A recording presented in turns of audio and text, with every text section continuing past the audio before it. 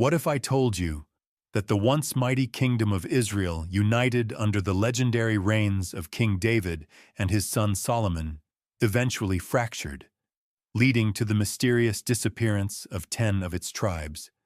These tribes, once central to God's covenant and biblical history, seemed to vanish from the record, dispersed throughout the nations in a story that is only now beginning to re-emerge. The 12 tribes of Israel are foundational to the story of the Bible. Yet the fate of 10 of those tribes remains one of the most compelling and unresolved mysteries in all of Scripture.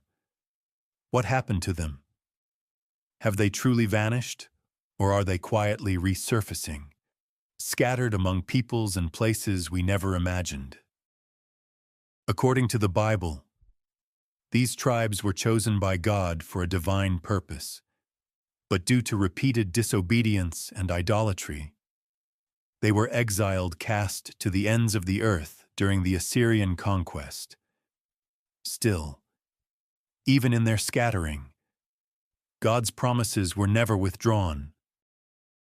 Today, communities from across the world, stretching from the mountains of Ethiopia to the villages of India, from Asian tribes to Native American groups, believe they may be the living descendants of these lost tribes, and they are reclaiming ancient traditions, rediscovering Hebrew customs, and reconnecting with the faith of their ancestors. Could these modern claims be more than just cultural curiosity? Could they be the unfolding of long-forgotten prophecy? The prophets Isaiah, Jeremiah, Ezekiel, and even John in Revelation speak of a future day when the scattered children of Israel will be gathered once again. A regathering not just to their ancestral homeland, but to their covenantal relationship with God. A return that many believe signals the nearing of the end times and the coming of the Messiah. In this video, we'll journey back to the very beginning, to the roots of the 12 tribes. Their origin traces back to a man named Jacob, the grandson of Abraham. After a life-altering encounter in which he wrestled with a divine being, Jacob was given a new name, Israel, meaning one who strives with God. His 12 sons would go on to become the heads of the tribes that bore their names. Each son, each tribe, inherited a unique territory in the land promised to Abraham's descendants. But after centuries of living in the promised land, internal conflict and disobedience split the kingdom. 10 northern tribes formed the kingdom of Israel and were eventually conquered and exiled by the Assyrian Empire. Only the tribes of Judah and Benjamin remained in the south, what we know today as the Jewish people. So what became of the 10? That's the question that echoes across generations, and the answer may be more profound than we ever imagined. Join us on Deep Bible Stories as we peel back the layers of time to rediscover these tribes, trace their possible movements across continents, and uncover the prophetic implications of their return. These aren't just forgotten people. They may be the key to understanding the final chapter of the biblical story and a living sign that God's ancient promises are still at work in our world today. The sons of Jacob and the tribes they fathered are Reuben, Simeon, Levi, Judah, Dan, Naphtali, Gad, Asher, Issachar, Zebulun, Joseph, whose 2 sons Ephraim and Manasseh each received their own inheritance, and Benjamin. These tribes together formed the nation of Israel, with the tribes of Judah and Benjamin occupying the southern kingdom, while the other 10 tribes, often referred to as the northern kingdom, settled in the north, under the leadership of tribes like Ephraim and Manasseh. As prophesied by Jacob in Genesis 49, each tribe had its own unique destiny, but it was their disobedience to God that led to their scattering and eventual disappearance from the historical record. Following the reign of King Solomon, the unified kingdom of Israel was torn in two. The southern kingdom, called Judah, was composed primarily of the tribes of Judah and Benjamin. The northern kingdom, called Israel, consisted of the remaining 10 tribes, including Reuben, Simeon, Dan, Naphtali, Gad, Asher, Issachar, Zebulun, Ephraim, and Manasseh. The northern kingdom quickly fell into idolatry and rebellion against God. Despite warnings from prophets like Hosea and Amos, the people continued to reject God's covenant. In 722 BC, God's judgment came in the form of the Assyrian Empire, which invaded the northern kingdom, captured its people, and scattered them throughout the vast Assyrian lands. The king of Assyria deported Israel to Assyria and settled them in Gozan, on the Habur River, and in the towns of the Medes. These 10 tribes were dispersed across the Assyrian Empire, and over time their identity as distinct tribes became blurred, earning them the title of the Lost Tribes of Israel. But are they truly lost? Or are they simply waiting to be revealed in the end times? The disappearance of the 10 lost tribes of Israel is one of the most intriguing mysteries in biblical history. After the Assyrian conquest in 722 BC, these tribes were scattered across the Assyrian Empire, and their identity was gradually absorbed into the surrounding cultures. However, the Bible and Jewish tradition suggest that the 10 tribes were not entirely lost. They were dispersed among the nations, awaiting a prophetic return. Over the centuries, various groups across the globe have claimed descent from these tribes, holding on to ancient Jewish customs, traditions, and beliefs, despite their geographical isolation. Some of these groups have become prominent in the modern world, while others have remained obscure, but all claim a direct connection to the lost tribes of Israel. Here's a closer look at some of the most notable groups that believe they are descendants of these lost tribes. 1. Beit Israel, Ethiopian Jews, claiming descent from the tribe of Dan. One of the most well-known groups claiming descent from the lost tribes is the Beit Israel, or Ethiopian Jews who believe they are descendants of the tribe of Dan. Their presence in Ethiopia stretches back for thousands of years, and they have maintained unique Jewish customs that set them apart from other African ethnic groups.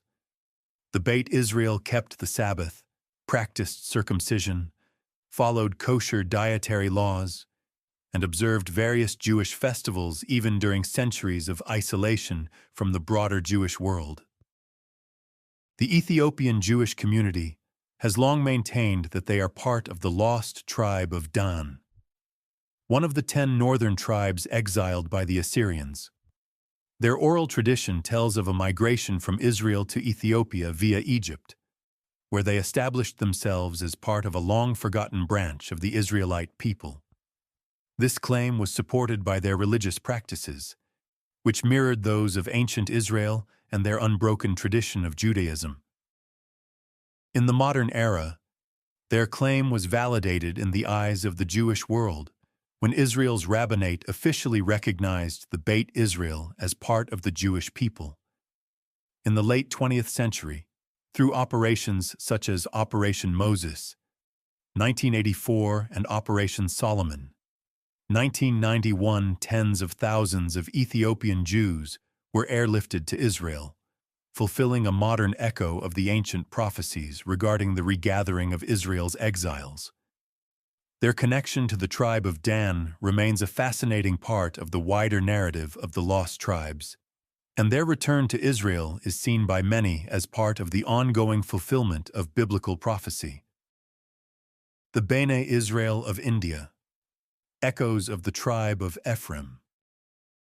Among the many communities around the world claiming descent from the lost tribes of Israel, the Bene Israel of India stand out with a story that is both ancient and enduring.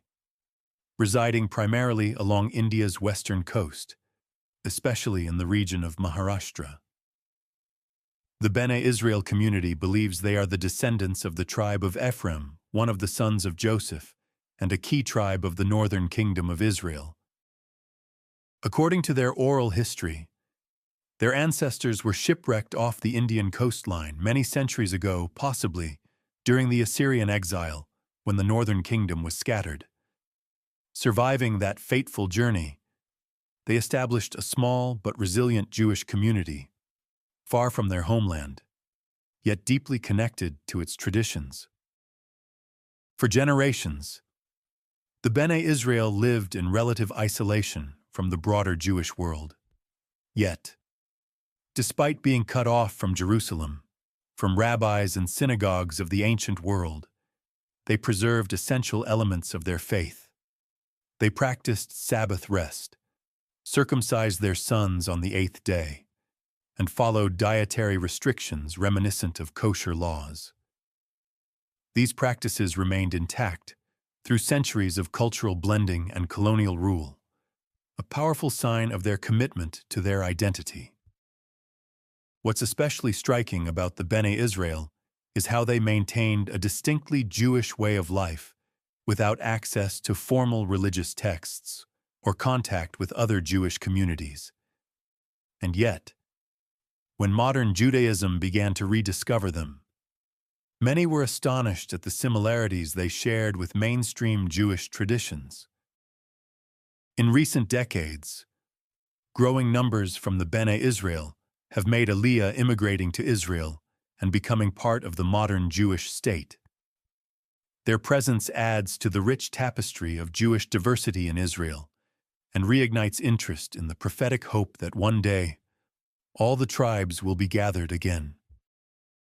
To many, the story of the Bene Israel is not just one of survival, but of prophecy in motion, a living link to the tribe of Ephraim, and a powerful reminder that the legacy of the lost tribes continues to unfold in our time. The Pashtun tribes of Afghanistan and Pakistan, children of the lost tribes of Joseph.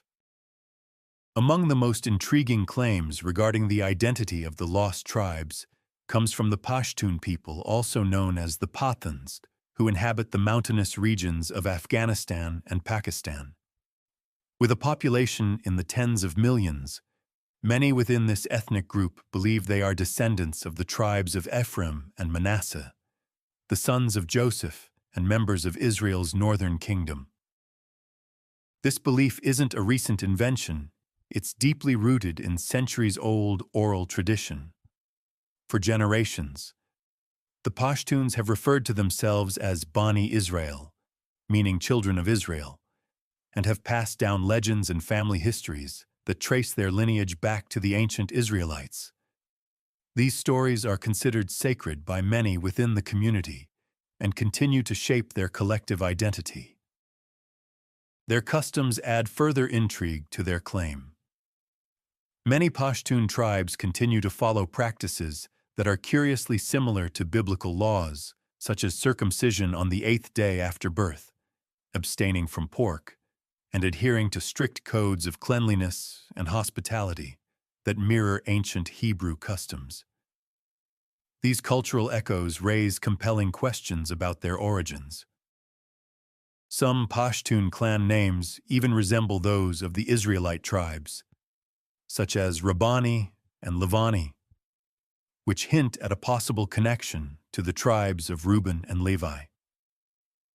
While scholars remain divided on how much of this connection is historical fact versus cultural adaptation, the resilience of these traditions across generations is undeniable.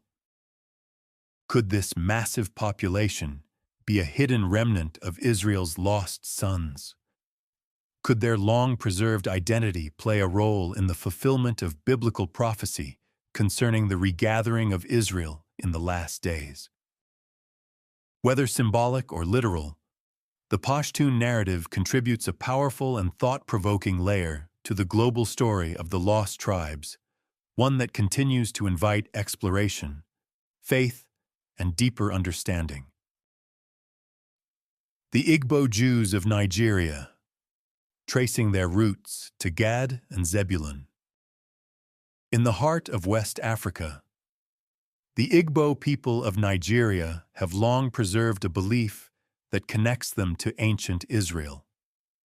Many within the Igbo community maintain that they are descendants of the lost tribes of Gad and Zebulun, two of the 10 tribes exiled during the Assyrian conquest of the northern kingdom.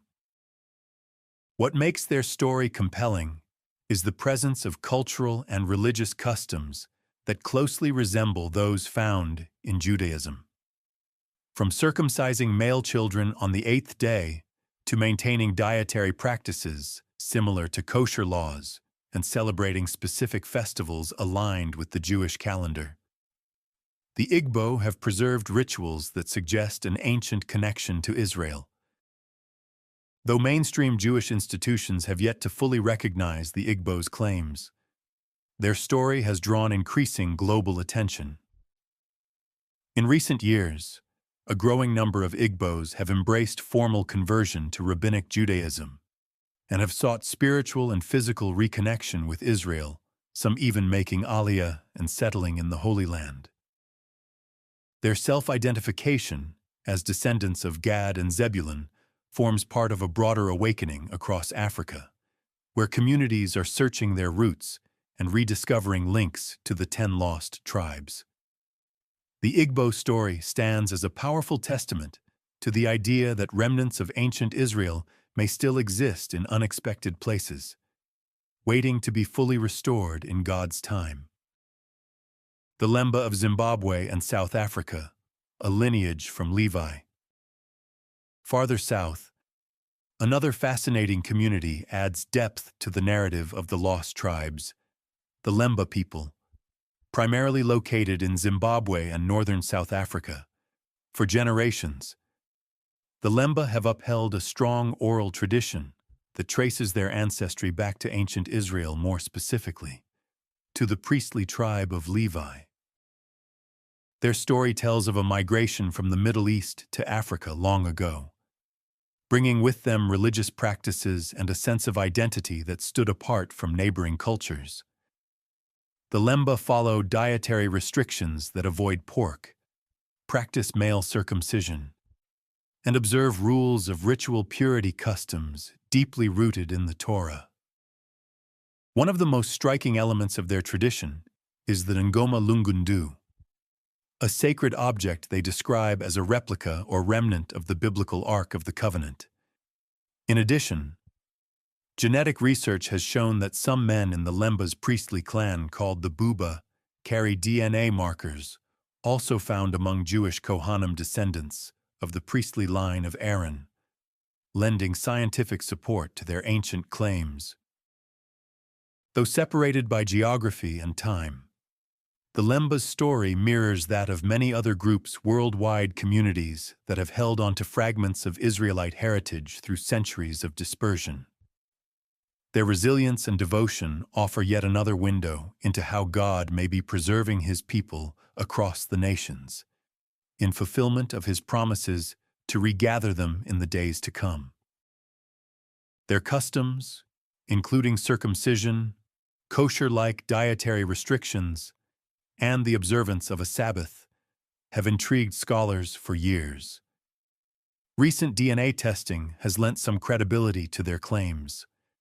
A significant percentage of the Lemba population has been found to carry the Cohen modal haplotype, a genetic marker associated with the priestly line of Aaron, which further strengthens the argument that they are descendants of the tribe of Levi. The Lemba's story is particularly fascinating because it suggests that the priestly line of Levi, though scattered, has maintained a presence in some of the most unexpected corners of the world. Their return, both spiritually and physically, may be part of the prophetic regathering of Israel. The biblical prophecies, the regathering of the lost tribes. The Bible makes it clear that the lost tribes are not forgotten by God. In fact, their return is central to the end-time prophecies of the Bible. Ezekiel 37 provides one of the most vivid descriptions of their eventual regathering in the Valley of Dry Bones prophecy, where God promises to breathe life back into the scattered tribes and reunite them with Judah. I will make them one nation in the land, on the mountains of Israel. There will be one king over all of them, and they will never again be two nations or be divided into two kingdoms. Ezekiel 37:22. This prophecy foretells a future time when the lost tribes of Israel will be restored and reunited with the southern kingdom of Judah, forming a single, unified Israel under the Messiah. This event is seen as a key moment in the unfolding of God's plan for the end times. In Isaiah 11:12, the prophet speaks of the second regathering of Israel, indicating that God will reach out once more to reclaim his people from across the world. He will raise a banner for the nations and gather the exiles of Israel. He will assemble the scattered people of Judah from the four quarters of the earth. This verse is not just about the return from Babylonian exile. It points to a much larger event, a global regathering that includes the lost tribes of the northern kingdom. Many believe that this prophecy is being fulfilled in part through the return of groups like the Beit Israel and Bnei Israel, and that the ultimate fulfillment will come with the return of all 12 tribes to their ancient homeland. In Revelation 7, we also see the 12 tribes of Israel represented once more, as 144,000 individuals, 12,000 from each tribe, are sealed for protection during the Great Tribulation. This passage reaffirms that even the lost tribes have a part to play in God's final plan for humanity. Then I heard the number of those who were sealed, 144,000 from all the tribes of Israel. Revelation 7:4. The return of the lost tribes is not just a historical curiosity. It is a crucial part of biblical prophecy that will culminate in the Messianic age. According to the Bible, the lost tribes will be restored, reunited with Judah, and will play a significant role in the end times, particularly in the establishment of God's kingdom on earth. This regathering will be a supernatural act of God, a sign that the final days are near. As groups claiming descent from the lost tribes continue to emerge, the world watches for the fulfillment of these ancient prophecies. Their reappearance is a reminder that God's promises never fail, and that the return of the Messiah is drawing closer. The story of the 10 lost tribes of Israel is not over. While their fate seemed uncertain for centuries, the Bible assures us that God has not forgotten his people. Through groups like the Bet Israel of Ethiopia and the Pashtuns of Afghanistan, we see the beginnings of their return, prophecies in Isaiah, Ezekiel, and Revelation tell us that these tribes will play a key role in the end times, when they will be gathered from the far corners of the earth and reunited with the tribes of Judah under the rule of the Messiah. As we move closer to the fulfillment of these prophecies, the reappearance of the lost tribes is a clear sign that God's ultimate plan for Israel, and indeed the world, is unfolding before our eyes. If this deep dive into the 12 tribes of Israel and their prophetic role in the end times intrigued you, make sure to like, subscribe, and share this video from Deep Bible Stories, where we explore how ancient prophecies are shaping our modern world.